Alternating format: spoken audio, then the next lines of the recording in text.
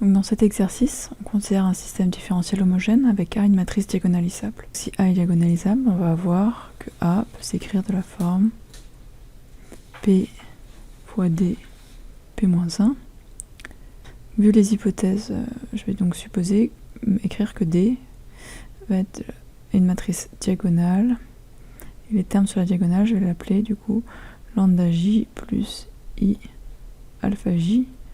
Pardon, même je vais mettre moins lambda J plus I alpha J. Donc, et l'hypothèse qu'on a, c'est que notre lambda J est strictement positif et que c'est un réel. De toute façon, si c'est pas un réel, je ne peux pas le dire qu'il est positif ou négatif. Donc voilà, D une matrice diagonale, et ces termes sur la diagonale sont des nombres complexes avec du coup la partie réelle qui est strictement négative. Donc moi je préfère écrire moins lambda J.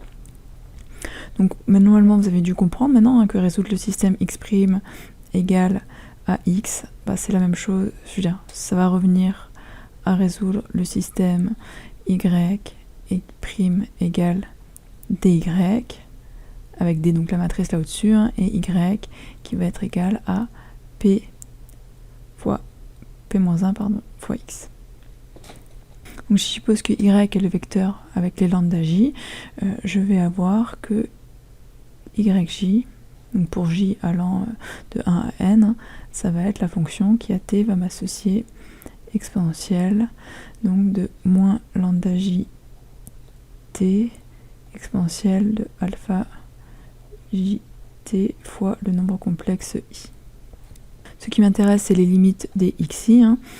Comme on a la formule x égale p fois y, on va voir que les xi vont être combinaisons linéaires des yi.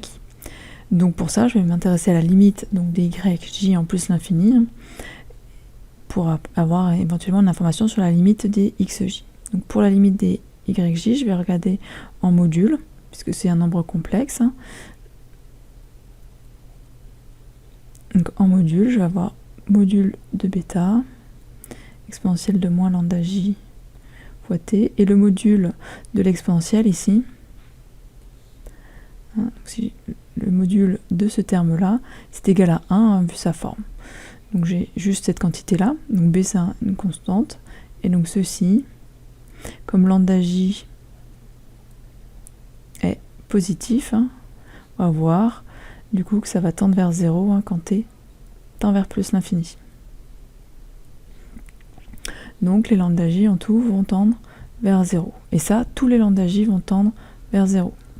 Donc comme x est une... Donc les xi sont tous des combinaisons linéaires des yj, si tous les yj tendent vers 0 en plus l'infini, on va avoir aussi que tous les xj vont eux aussi tendre vers 0. Donc on va avoir la limite quand t tend vers l'infini, vers plus l'infini de x de t, qui va être égal au vecteur avec que des zéros.